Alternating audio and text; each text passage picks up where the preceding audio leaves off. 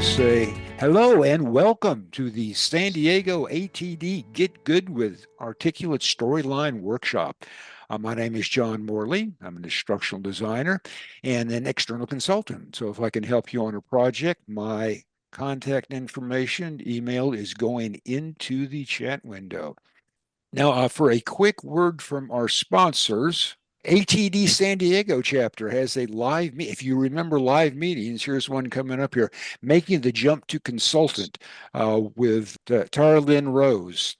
So this is next Tuesday, the 20th, coming up quick. Then the beach will be on fire, ablaze. Actually, just one of the fire rings will have a fire in it as ATD San Diego celebrates the end of summer. Friday, August the 20th. And then the First Friday Roundtable, sponsored by both ATD and ISPI. The subject is what do you need to know about every project? That sounds like a lot of stuff. And this will be facilitated by the ISPI chapter president, Vince Budrovich, who is online. Hi, Vince. Thanks for joining us. Appreciate having you here. And then again, ISPI will have its regular monthly event online. This changes everything with Megan Torrance. If you're familiar with Megan, really sharp lady. She speaks at a lot of conferences and would be well worth your time. And then next month, third Thursday, same time, same station, we will be back with Storyline Workshop. Our guest speaker will be Samuel Apata. He is a returning guest speaker, sharp guy. He will be talking about creating interactive puzzles. So with that, no one knows everything about Storyline, especially me. So this is our opportunity to talk shop and to learn. Tonight, we are very fortunate to be learning from Mr. Josh Cavalier.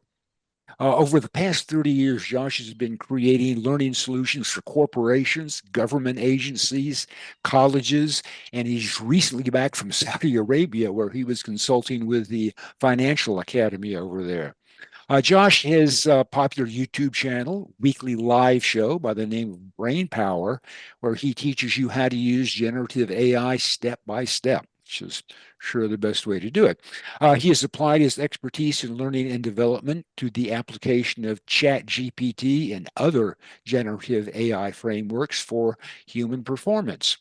And he has spoken at the ATD annual conference as well as the ATD Technology Conference, also DevLearn, Learning Solutions, NAB, and Adobe Max. And he was the keynote speaker at ATD chapter, Houston chapter, Virtual Technology Conference and Learning Dev Gamp this year.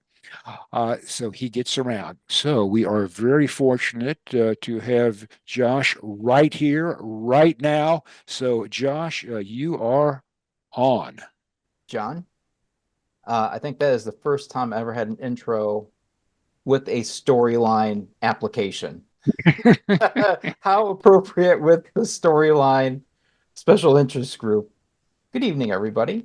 Um, so, uh, I just want to give you a little bit more context as to my background and why I've jumped into AI.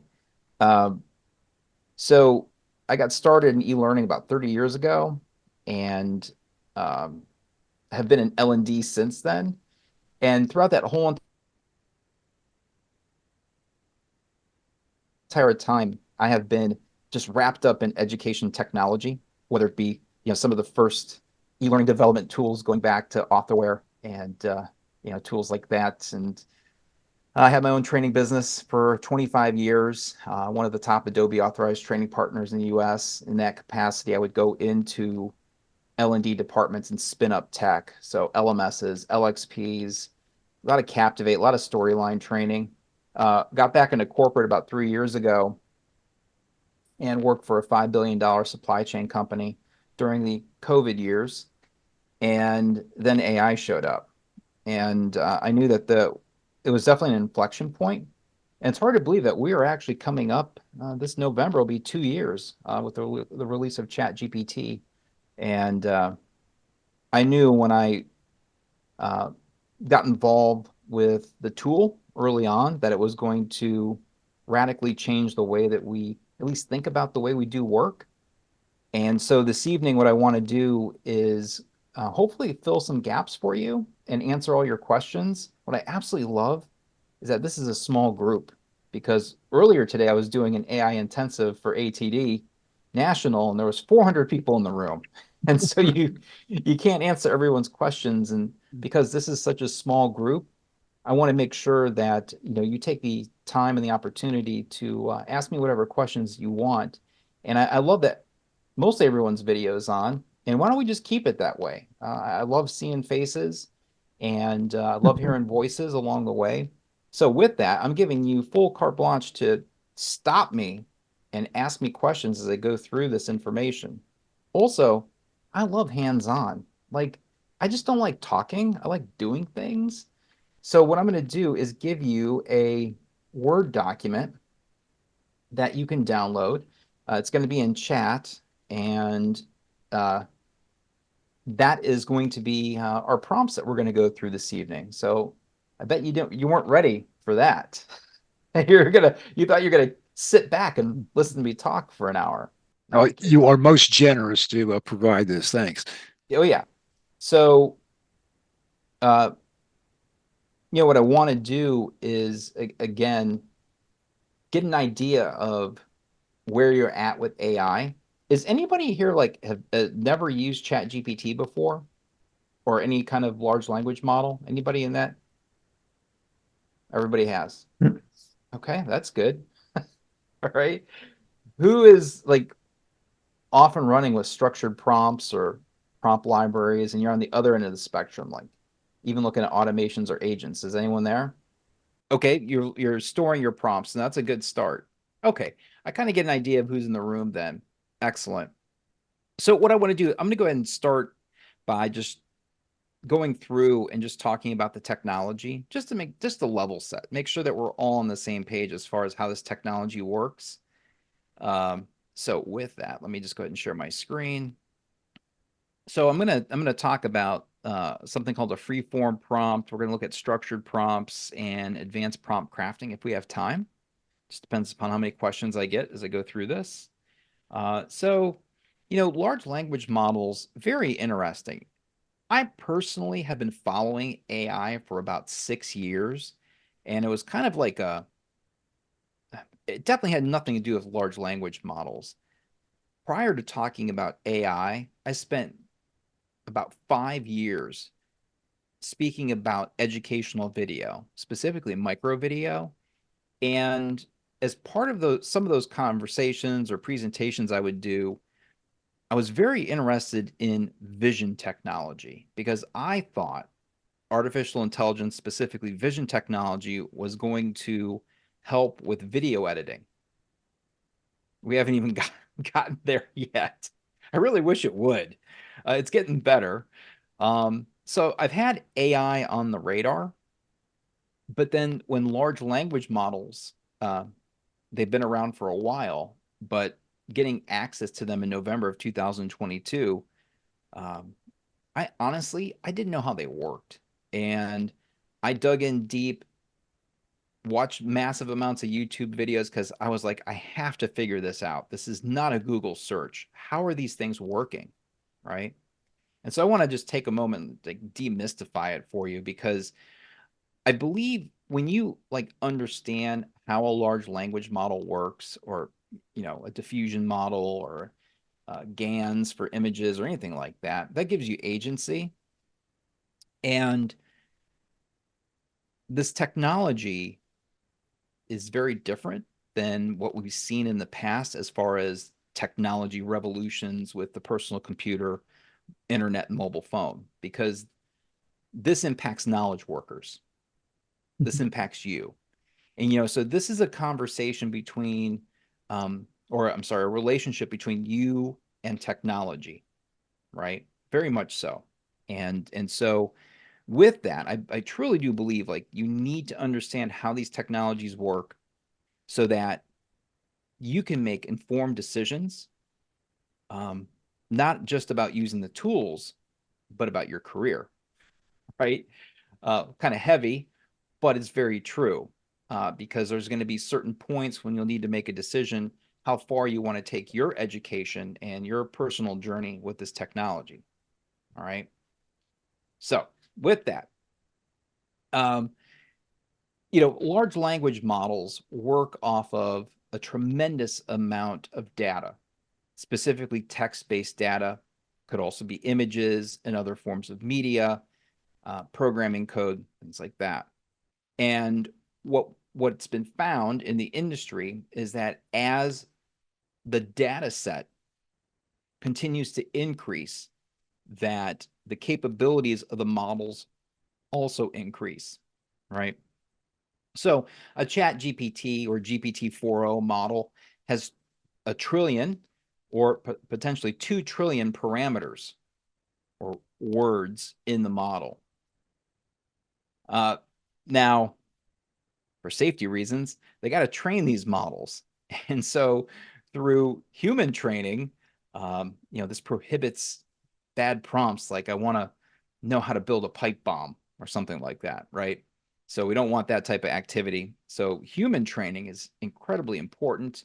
Guardrails in the models are important. And these models all work off of probability.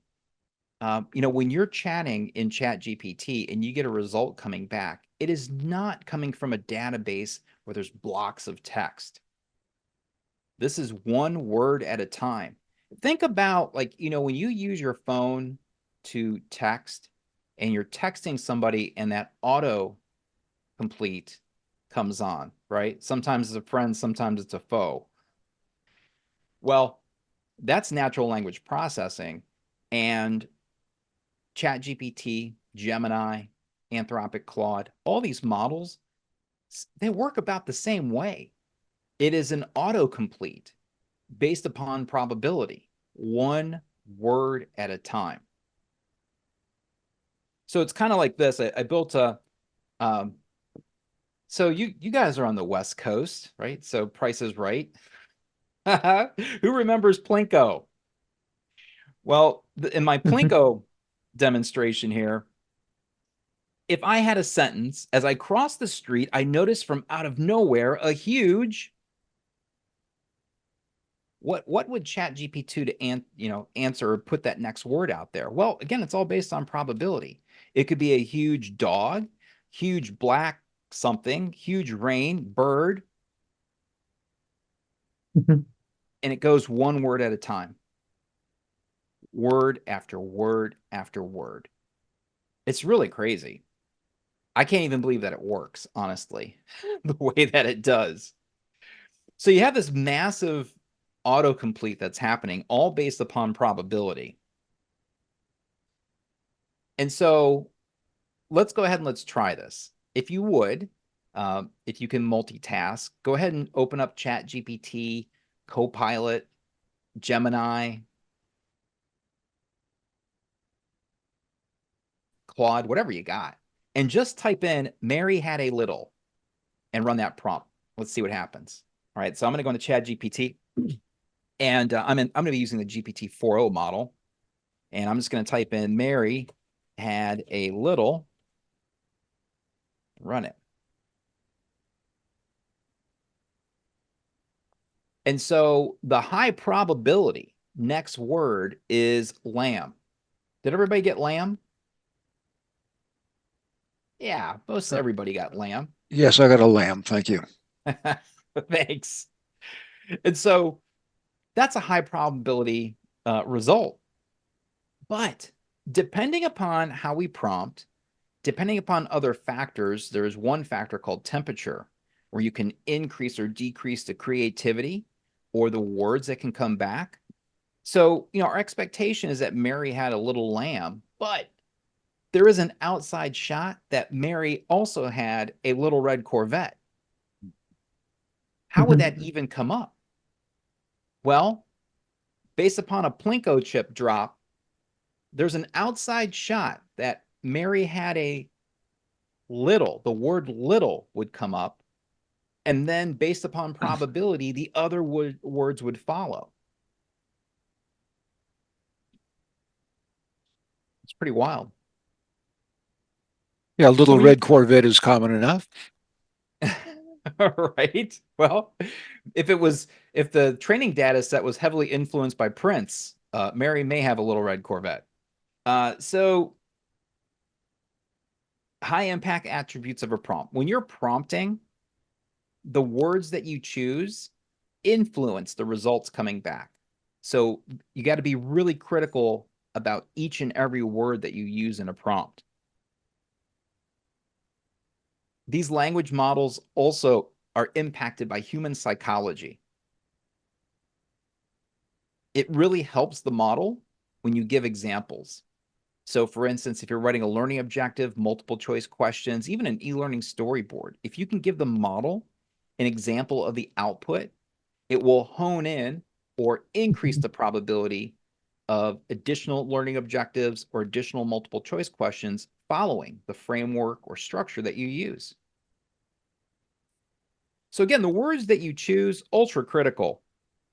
And there's a huge difference between instructional designer and learning architect.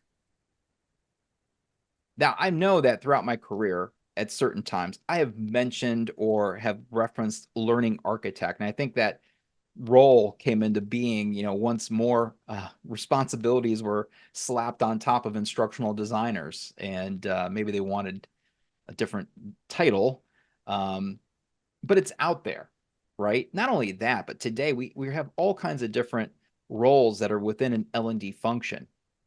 But when we're prompting, what does it mean to use the words instructional designer versus learning architect? There's a massive difference because each of those words, especially the words used together, impact the probability of related words coming back. So when I use instructional designer, any and all words related to instructional design come back. Same thing with learning architect. So I may have more references to multimedia authoring or development using learning architect versus instructional designer. All right. And that goes for any and all words that you use. Now, one of the weird things about large language models is that human psychology plays a huge part in the quality of the results coming back. So, Mhm. here are some phrases that you can use in your prompts to give you better results. And this is based upon empirical data, empirical evidence. There's research done about this. And so some of the phrases include think step by step. So when you're doing problem solving or having the model create some content for you, if you just use the phrase think step by step, for some reason, you get better results. I'll give you a $200 tip. That also works. So there's actually a study out there where I think 200 bucks is the breaking point, that after 200, there's really no added benefit to increasing the amount of money. So don't think you can just give the model a $2,000 tip. Also, you can be very firm with the model. If you want to create what we call a negative prompt, you can say do not, or you can use all caps to shout at the model. And finally, one technique that I like to use is ask the model to do some pre-work, create a virtual scratch pad, do some pre-work, get a result from that pre-work, and then continue working on the larger task. So that's kind of fun because you can break down your tasks into smaller bits, have that work completed, and then move forward. So, as far Hey, as like, Josh, yeah. this is Jody asking. I'm not sure I got like the first two um pieces of it, but I get things step by step, but I'm not sure like I'll give you a $200 tip. I'm not seeing like how that Oh, so what you would would do work is, in action. yeah. So what you would do is you would go in and so if there was like if there's any task, like for instance, Hmm. like, can you make this, um, really creative? Hmm. If you do a great job, um, I'll give you a $200 tip. Oh, okay. Yeah. So, um, and what I can do is like at the beginning of this, I can say, think step by step think step by step, make this really creative. You do a great job. Yeah, let's see what it does. Some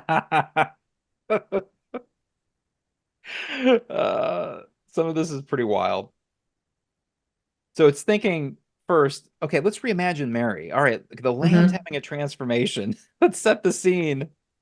And then it writes the final poem.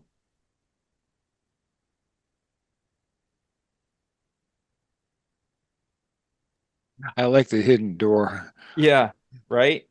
It's kind of fun. So, again, it's experimentation. Mm-hmm. And But the I guess like, am I asking is like the offering of the $200 tip, is that using human psychology to get a better answer out of it? Is that what's happening there or? well, uh, you have to go back to the training data. mhm, Um, and so the mhm, idea is that motivational words or influences mhm, of doing better or deeper work impact the results coming back. mhm, Now, these results coming back, mhm, again, in the study are more like 10 to 20% lift in regards to the quality. We're not talking like 50 or 80%. It's not anything like that. So we're just talking an mhm, incremental mhm, uh, increase in the depth of words or the structure or whatever mhm, outputs you're looking for. And so again, this comes back to the huge corpus of text, the good and the mhm. bad, all the biases are in there, in addition to any phrasing that's a motivational phrase that impacts the quality of the results coming back from the model. So, like the think step by step, because it went ahead Mhm. and went through each of the steps, what's happening is that we have new words being introduced into the result that will impact any future words coming forward, including the final poem version.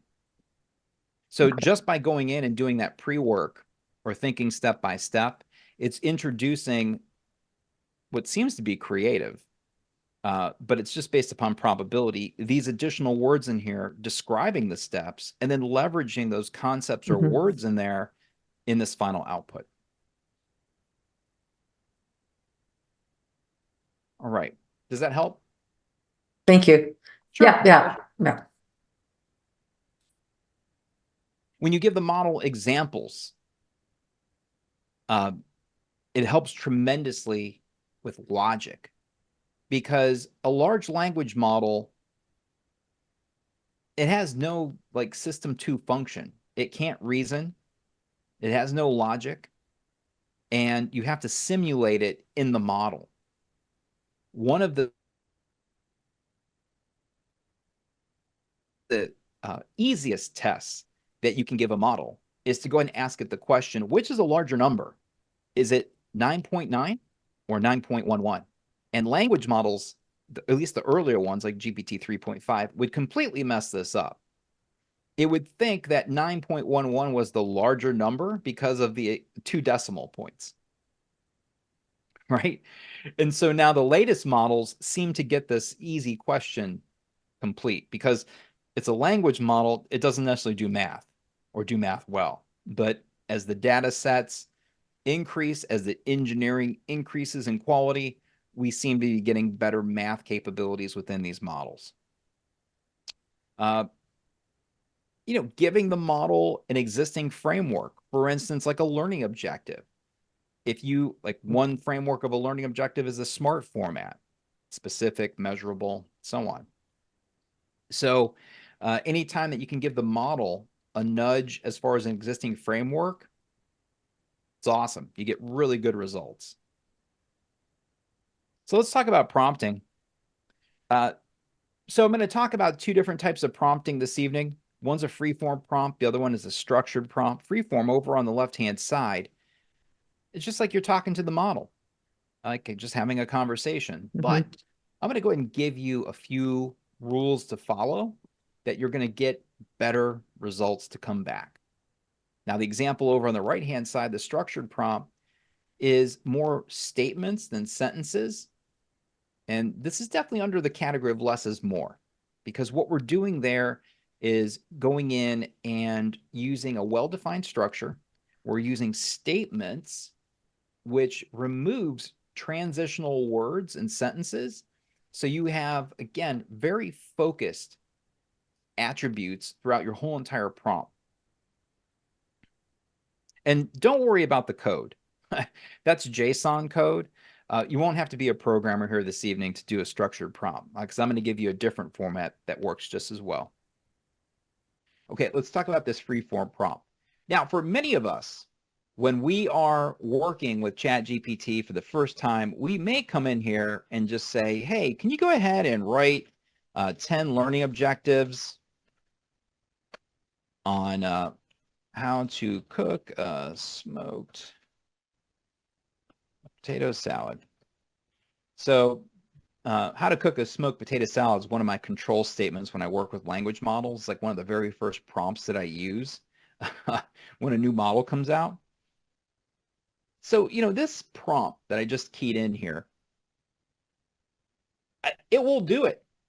Now, how many people want to make a bet that one of the learning objectives that it creates here is going to begin with the word learn or understand? What do you think? Any takers on that? Let's see I if it would say writes hi, but I would tell it not to. I know, of course. Oh, identify's good. Understand. Okay. Oh, womp womp. Yeah. So, Yeah. and this is here's the thing. Adjust. That's a good one. Yeah. I mean, I'm not, some of these are pretty decent, but here's the thing Yeah.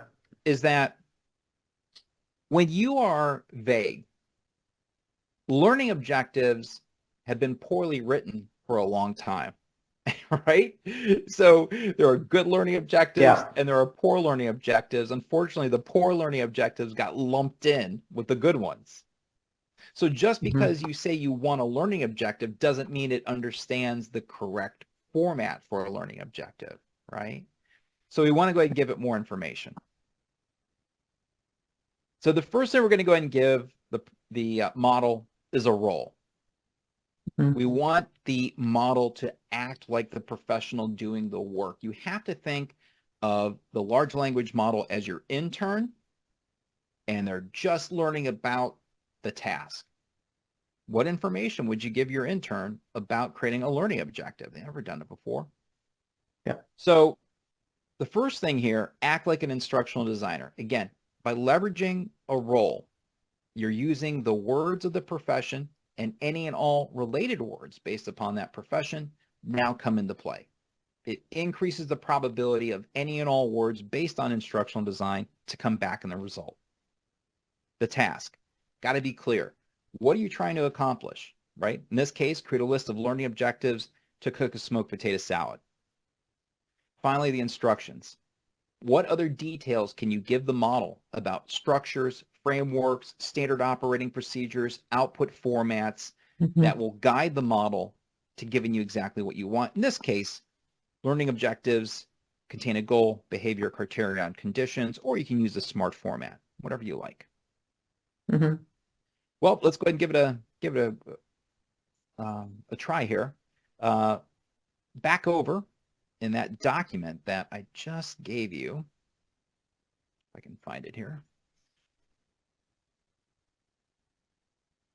So we're going to go to the very first prompt.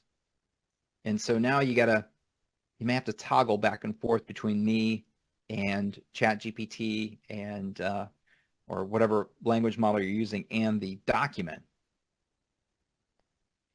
So the first prompt, act like a learning architect, so we're not using instructional designer. Design an engaging interactive e-learning module for whatever topic you want. You can just change topic here. And then we have some details. Incorporate multimedia elements, place the e-learning storyboard in a table format, provide storyboard samples and recommended tools and software to develop this module. All right, so we're going to grab that prompt, copy it. We'll take it back over to ChatGPT. I always create a brand new chat when I'm performing a brand new task. Okay, I don't want to continue the conversation. I'm going to make a new conversation. me paste it in there. And the topic for this evening is going to be barbecue. And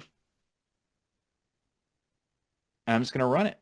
Again, I'm using the 4.0 model, so I should have a fairly decent result here. And it's going in and building out the storyboard. Now, I mean, when you take a close look at the storyboard, let's see what we got here. It's just okay. Like, could I put this in production? No. But Probably not. Probably not. But it's a start. Yeah. And so from here, you can go in and modify the prompt to give you more definitive navigation or describe, hey, I use a back and a next button, or with your videos, give it more details as far as the details or the on-screen text and so on. So this is the start. But you can see that if you really had your prompt align to the outputs and how you really create your storyboards, you're going to be 80 or 90% where you need to be. If you're generic and you give it some guidance, but it's not specific enough, then you get a generic result like this. And again, at first glance, people, if they're not familiar with working with ChatGPT or a large language model, they're doing backflips. They don't even realize that the model can do things like this, right? So that's kind of fun. And down below, it also gives you additional information in regards to recommended tools and other information here on the storyboard. Okay, that's cool. Are you able to ask it to put actual images in as a normal storyboard would be? Yeah, sure. I mean, because I am in the 4.0 model, I can do a quick follow-up prompt that says, wow, this is great. Again, try and keep it positive, and then just say, for each screen number, I need an associated image. Make one image at a time, and I'll approve or not. So because the model can only do one image at a time, I'm having it render screen number 1. Looks good. Screen number 2, and keep going. So, and I'm not getting, because I could go in and say, I need 16:9 aspect ratio. I mean, I can do all kinds of different descriptions. Like I want, photography. I want a drawing. I can get into more details. I'm just going to let the model make whatever. So now it's going in, it's doing the first image for screen number 1. All right. Sorry, vegans. And then like, hey, this is great. I'm just going to say continue.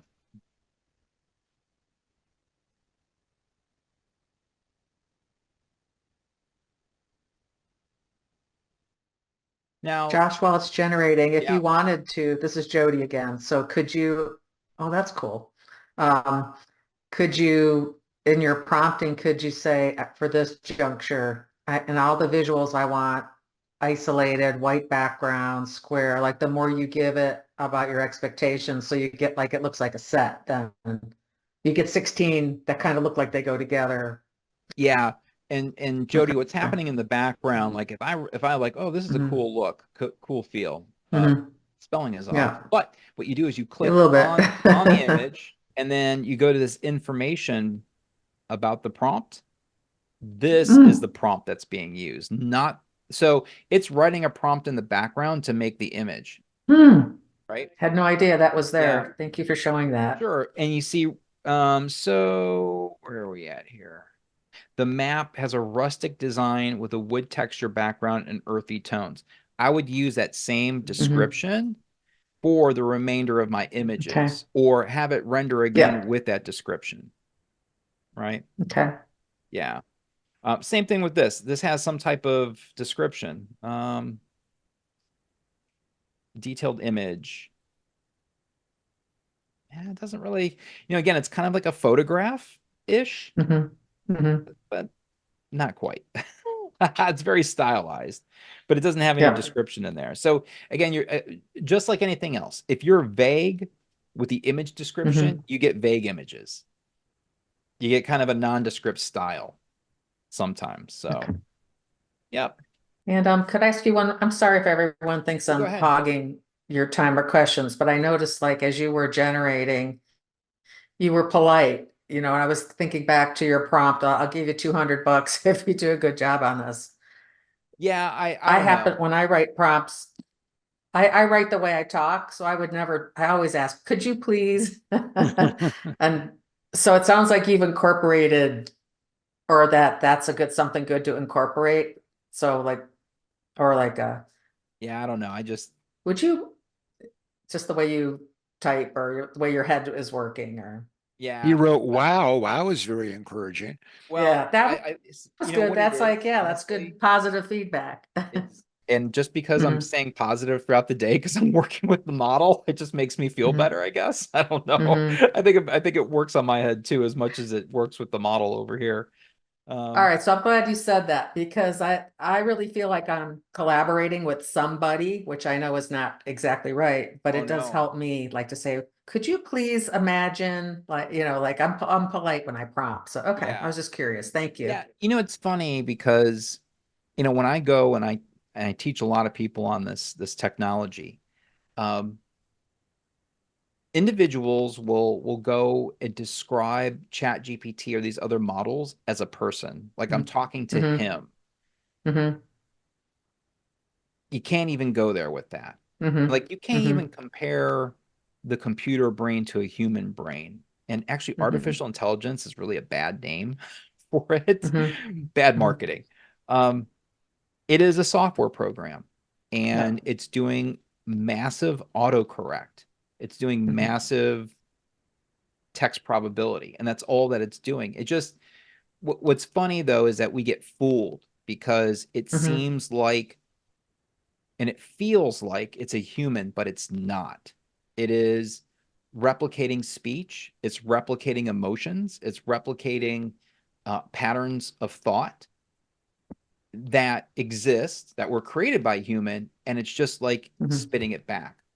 Now, but keep Yeah. in mind that when we get to the next phase of models like GPT-5, supposedly it should have reasoning, logic, and intuition built into the model. And that's going to be a different story altogether. Um, I don't know how that shows up or what that looks like. All I know is it's going to be drastically different. And we're going to work with it very differently than what we're doing now. Um, but that being said, that doesn't mean that you can't build mastery around using this properly to help you Mm-hmm. get work 80, 90, 95% complete. And that's the idea is that through very well formed and structured prompts, you can get that deep work done and increase the productivity. Not only that, but once you understand how it works, then you can have an intelligent conversation with all of your vendors that are incorporating generative AI in their tools and be like, well, what model are you using? Oh, that's interesting. What kind of Mm-hmm. prompt are you using to auto Mm-hmm. generate that course for me? Right. And I just saw a demo. Most people know Josh Burnson. And so Josh Burnson was doing backflips about a new AI tool. And we're in a text thread in LinkedIn, and it's called Arist, Arist, Arist. Pretty slick. And you can go in and you can put a topic in there. Oh, what the heck? Let me just show you real quick. It's arist.com. And I'm sorry I'm going off on this tangent, but I think this is incredibly important. So this is Arist, and Burnson was going how this is like going to automate instructional design and all that. And so you can get it, you can see it in action. And let me see here how it works. There is a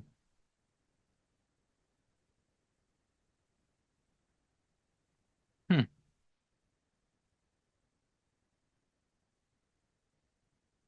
Here we go.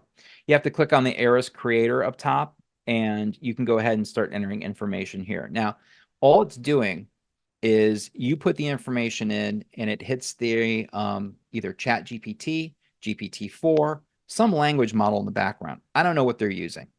Okay. It's got to be one of the foundation models because it handles all kinds of information. But anyways, it builds the course out for you. And I'm not going to get into all the details, but Eris is known for their text messaging or nudging platform. And it created multiple choice questions with 3 distractors and 1 correct answer. Now, I know that there's studies out there that say the better route is 2 distractors and 1 correct answer, right? So, do you want a vendor making all the decisions as far as the outputs of your educational content for your associates? It's fast. It may be a slick delivery.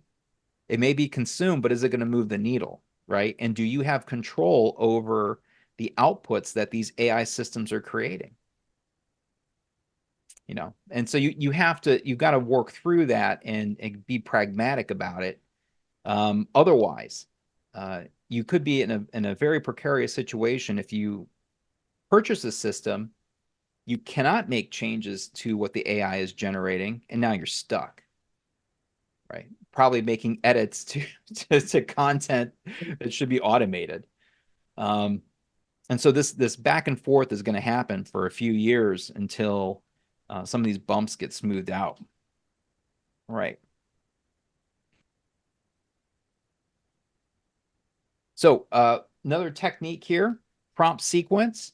This is when we have a prompt with a result and you keep on prompting. So there's some deep workflows that you can go through, including creating learning objectives, and then from a learning objective, making a video script, and from the video script, making a storyboard, and so on. In this example, we're going to do an email sequence to where you can prompt for an original email or an initial email, and then continue prompting to do the follow-up emails. I know for many of you, you got to put communications out about a training event or training content, especially if it's tied into a date or a time. So let's take a look at this prompt sequence. Also, I just want to point out to you that there are additional freeform prompts for you in here. I have a multiple choice question prompt. I have a learning objectives prompt. There's a video script prompt.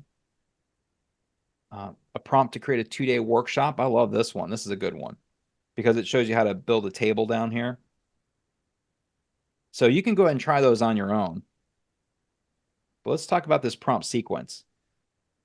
So here's the prompt. It says, act as a course instructor, write an initial course equals, enter course details here, timing equals, and pre-work equals. Well, for those of you that do a little bit of programming, you might say to yourself, hey, that looks like a variable. It is. So this is a prompt variable. And so the way that this works is you are assigning a word to this all uppercase word, in this case, course. And the thing is, though, is what you're doing here is you're increasing the probability of the same word being used in future prompts, wherever the word course is at. So in other words, like there's no math or logical operations that are happening in the background in regards to like setting a variable. What it's doing is it is adjusting the probability so that whatever the value of course is going to be used. Okay. Do you leave the brackets in there and the No, you quotation can take them marks? out. You can Okay. take them out.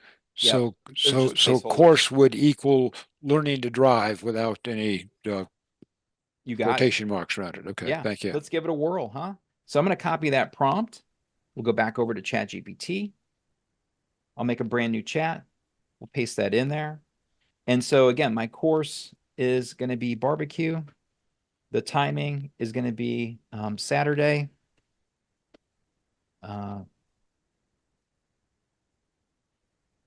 August 17th at 12 noon. And then the pre-work is I want you to go ahead and watch 2 YouTube videos. That's it. We could add additional details in here, but for what we're doing in this particular lab, we can just let it go. Again, put your own course topic in there. It's completely up to you.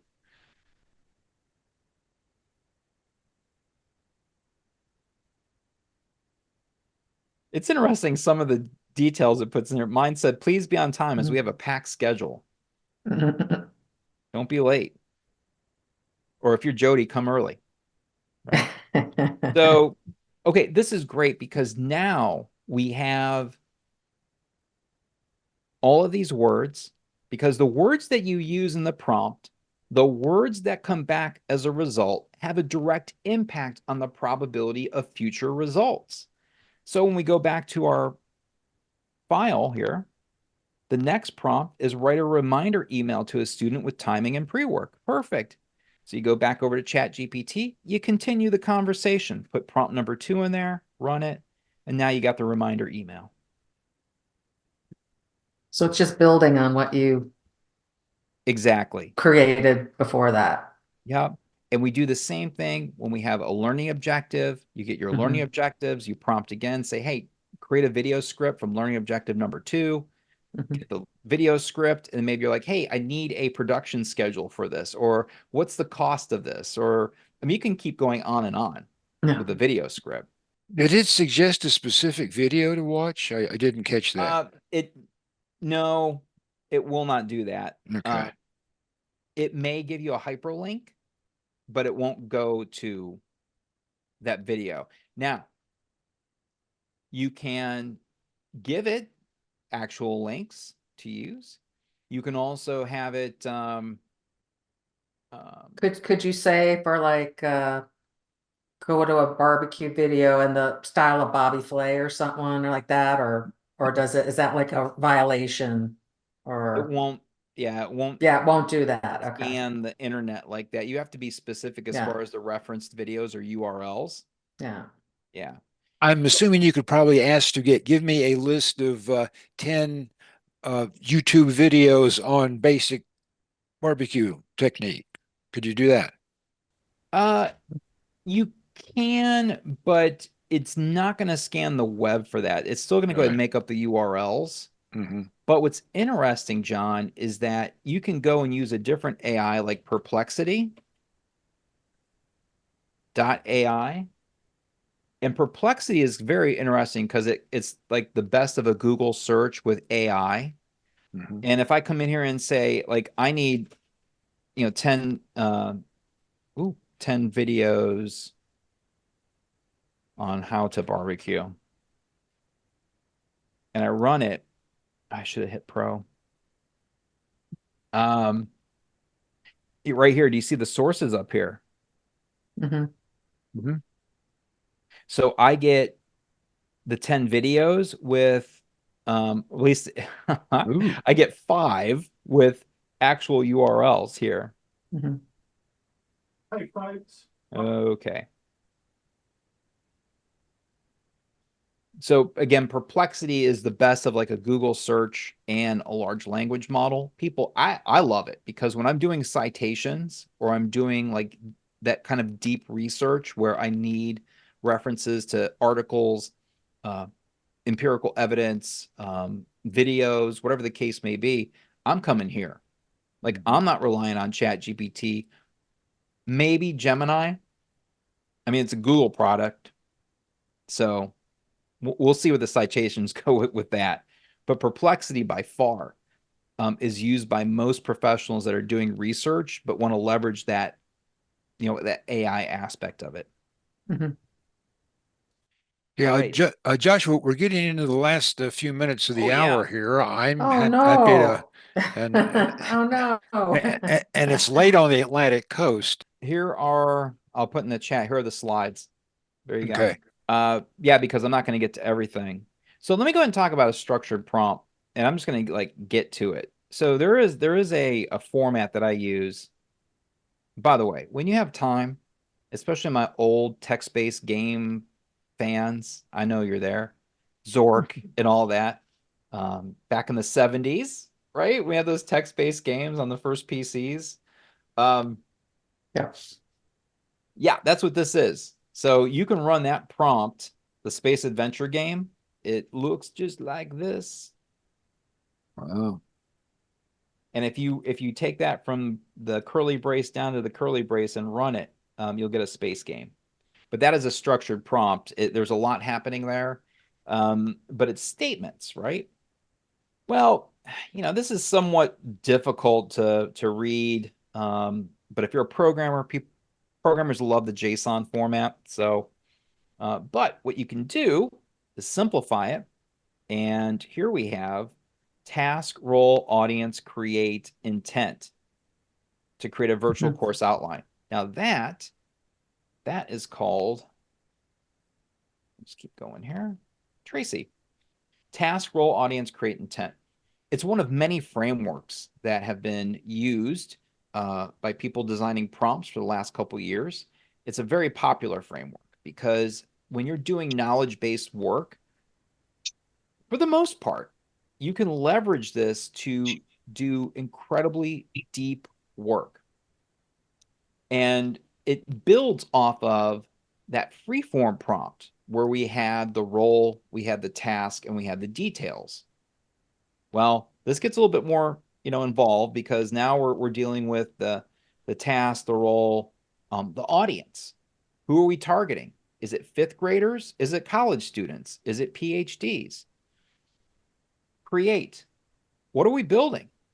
What's the output? And the intent. I love the intent because the intent drives home what's the business goal? What are we measuring? What's the KPI? What is the reason for the effort? That is the intent. And I love some of the when you're doing deep work that gives the model a lot of guidance that you typically will not put in there if you just do a simple prompt. So let's take a look at this virtual course outline that I have here. So for many of you, you have to create online courses for your hybrid or your pure online associates. And this prompt, which is based on Tracy, task, and here are the details of the task. The role is a professional trainer.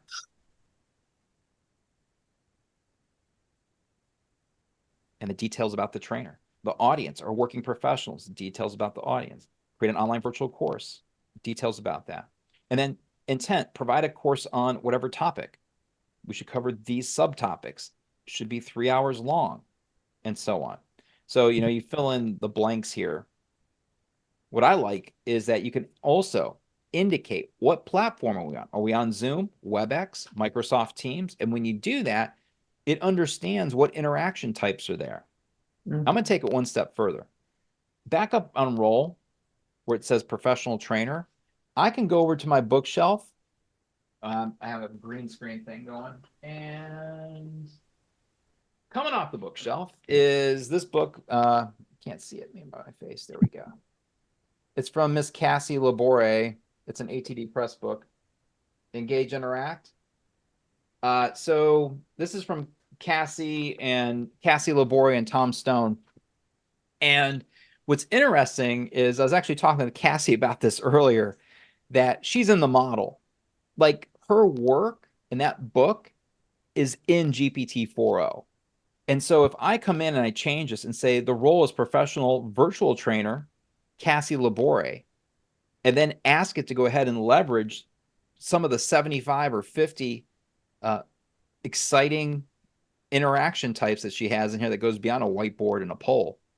They're actually used in the output. Fascinating, right? And that's the way I need you to think about this, is that every book, every YouTube transcript, every scientific paper is in GPT-4o. And so when you're creating work in Lectora, Storyline, Captivate, whatever tool you're using, you got to think that all of the documentation for that tool is in the model. And so when you're building a storyboard, say that you're using Captivate, say you're using Storyline. and to use those interaction types that are specific to that authoring tool. I saw where Storyline is going to incorporate AI right into the system, starting in September, I Yes. believe, just next month. Yep. Can't wait to see what happens with that. We shall see. I saw a demo of it, and it's going to ask you, like, you can ingest documents and it securely, and it will go ahead and create a course outline, and then from the course outline, it'll generate the storyline file for you. So I don't know. I don't have any opinion yet because I need to really thoroughly go through it. So I'm gonna hold my opinions on it. All right, let's go ahead and let's run this prompt, and we will wrap it up for the evening. One final prompt. I'm going to put my attributes down here at the bottom. I need a course on barbecue. The course should cover grill safety, grilled veggies. Condiments. You got it. Oh, grilled veggies are delicious. Yes, I like that idea. Condiments. Perfect. Got our topics. It's going to be 3 hours long. We're going to have 2 live sessions. We're going to have 1 pre-recorded session, and we're going to be using, we'll just mix it up. We're going to say Microsoft Teams. And again, by indicating to the model which platform you're using, it then can go in and the probability of interaction types or functions within that platform raise up. All right. Let's go. Let's give it a whirl here. Let's see what we get. Again, I'm looking for that virtual course outline here. Module 1 live session. Got my content. It's breaking it out by the hour. Grilled veggies. Timing, seasoning, presentation. This is okay.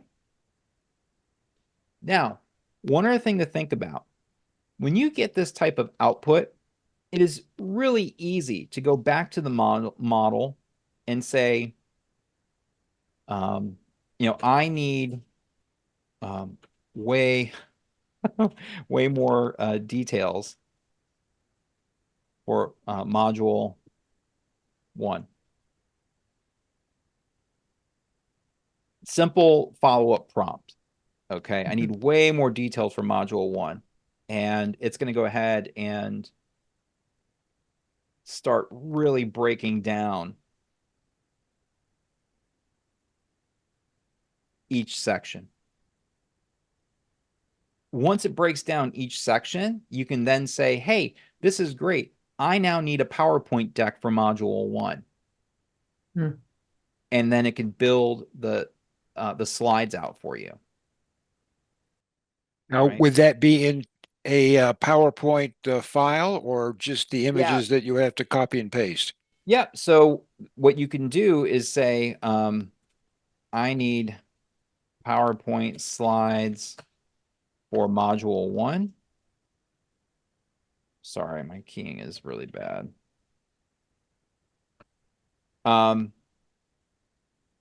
I need to be able to download the file.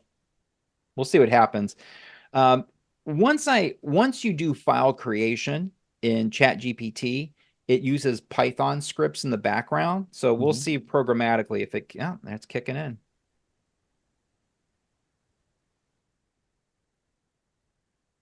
Yeah, you can even like ask ChatGPT to write a VB script for you, and you can run the VB script in Word or PowerPoint to create content. Hey, let's see what we got here. Whoa.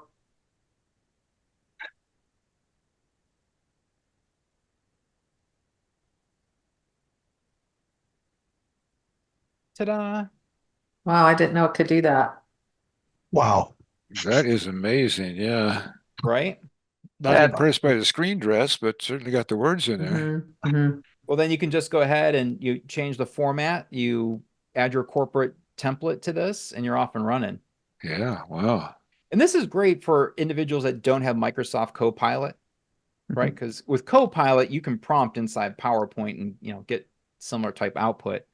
Um, but and some of the little like formatting things, I mean, you can just like grab that right there and just do a find and replace with a space, like I don't want Mhm. this anymore. Let me just grab that and just do it for the whole thing. Mhm. Simple formatting. So you can do this with Word documents. You can do it with PowerPoint. You can even try it with Excel. I don't know if it'll do it with Excel. I'll definitely do it with a CSV file though. Um, so yeah, it's wild the additional Mhm. functionality. I've done audio mixing in um, and using Python scripts in Chat GPT, but I didn't write about it because I would never do it that way. Mhm. Right? I mean, there's like 300 or 400 different Python scripts in the background that ChatGPT has access to. Um, okay, so that was a solid one to end on. I do want to go ahead and point out to you that the file that you downloaded, there's some other really cool prompts in here, and I just want to point one more out to you. The storyboard prompt at the end is pretty solid, and the this one right here, the standing on shoulders of giants. You can emulate luminaries of the industry like Benjamin Bloom and Robert Gagne, and um, you can create prompts about those individuals and leverage the knowledge or topics they've written on. Like, go ahead and give me a learning journey based upon Bloom's taxonomy. Try it. I think you'll be pleasantly surprised that when you reference frameworks, procedures, structures of individuals that have come up with these formulas, um, it's amazing that the quality of the content that you can get out. All right. Hmm. Well, and there's some other prompts in here too, that you could try that use examples, and then there's some logic ones at the end that we just didn't have a chance to get to. But they're all in there if you want to try it with the slides. Oh, I have. So if you are not connected with me, um, let me just bring this up here real quick. I'd love to connect with you because I'm always posting about AI, and again, I have the Brain Power show on Fridays. Tomorrow is going to be a best of show because I have to.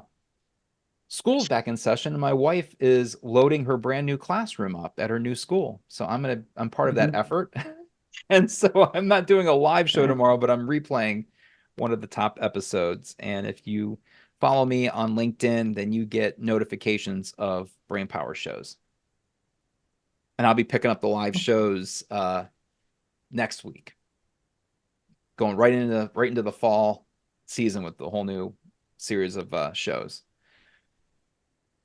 Yeah, But thank you very much, Josh. This has been fabulous. I certainly appreciate it. I learned a ton. Thank you. oh, it's my pleasure. Everybody's time Mhm. is so important, and I'm glad that you got a lot of value out of it. And don't be a stranger. If you got a question, reach Mhm. out to me on LinkedIn, send me a DM. You got my email address, and I'll be more than happy to help out. I mean, I just realized like I've just like used so little of the capability, you know, just like in my little world and what I've been prompting on. It's like, whoa, I just had no idea that it was as capable as it Yeah, is. and Jody, I would say lean hard into your Hmm. craft. Like Hmm. challenge and treat it like an intern. Like, hey, I want Hmm. you to write a learning needs analysis. This is what Hmm. goes into it. Hmm. And write your prompt accordingly, as if you're just giving it instructions. Say, listen, here's five transcripts or five SME interviews. Hmm. What's the common skill gap mentioned by all five SMEs? Like, use your performance consulting hat and think about it Hmm. that way. I mean, there are so many different ways that you can use this system for pattern recognition, for content creation. Dig in deep. just go for it. I think Yeah. you'll be pleasantly surprised when you apply your expertise to the system responds accordingly. Yeah, I've been giving it tasks, like one at a time, not like a holistic approach like you just introduced us to. So I think like, all right, an idea for something I'm just going to experiment with. So I'll report back. But I yeah, love it. I've been using it like to write the script for me, it's just like kind of like not getting deep Yeah. into like what it's capable of feeding back. So Yeah, when I like when I my brain energy is done and I have like mhm, tasks to do, so I will go in and like I'll mhm, have like a statement of work or mhm, an outline, and I'll be like, hey, here's the original outline. The customer just sent me the email. Can you go ahead and make all the corrections for me? mhm, mhm, And it knows my tone of voice because mhm, I've trained it on it. Um, I'm doing tasks like that all mhm. the time. And um, yeah, so anyways, again, thanks everybody. I really Thank do you. appreciate the opportunity to hang out with you. And again, don't be a stranger. Okay, Thank you. thank you, Thank Josh. you. Certainly Thanks, John. appreciate it. And thank everybody for attending. Can't do Yes. this without participants. Thank you, Sean. Have a good evening. Okay, good night.